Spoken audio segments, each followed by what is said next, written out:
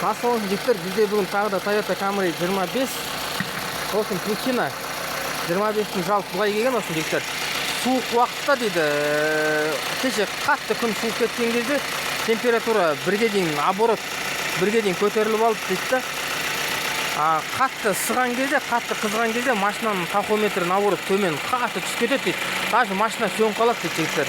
Ладно, ол бұл жерде күн суық кезде если оборот бір шкала көтерілетін болса жігіттер, ол жерде термостаттан болады.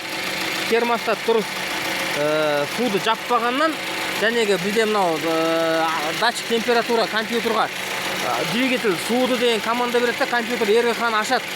Оның причинасы термостаттан болады жігіттер. Суық кезде оборот төмен түспей қойса, оның причинасы термостат. Ал енді жігіттер, мына машинада жәнегінде оборот төмен түсіп кетеді дейді, қатты қызған кезде.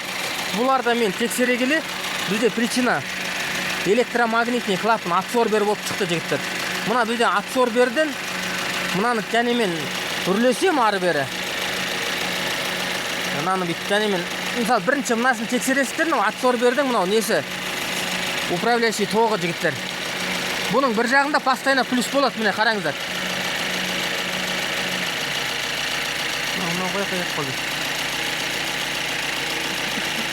Міне көрдіңіздер ме? Постоянно плюс мына бір жағында. Ал екінші жағында бізде ебудан импульс келеді. Міне управление бар, көрдіңіздер ме? Импульс келіп тұр. Значит, бізде бұларда тоқтан проблема жоқ ешқандай. Мынаны мен суырып тастайын жігіттер. Мынаны суырасыздар. Мынаны суырасыздар. Мына жақтан ары бері үрлеп, болмаса сорған кезде мынара ауа өтпеу керек жігіттер. Мынада ауа өтіп тұр постоянно. Бұл негізі управление бойынша ауаны өткізіп тоқтатып тұру керек. Мынау бактағы испаренияны камера сгоренияға жіберетін электромагнитный клапан. Вот причина осы жігіттер. Осын ауыстырады, машинада проблема бітеді.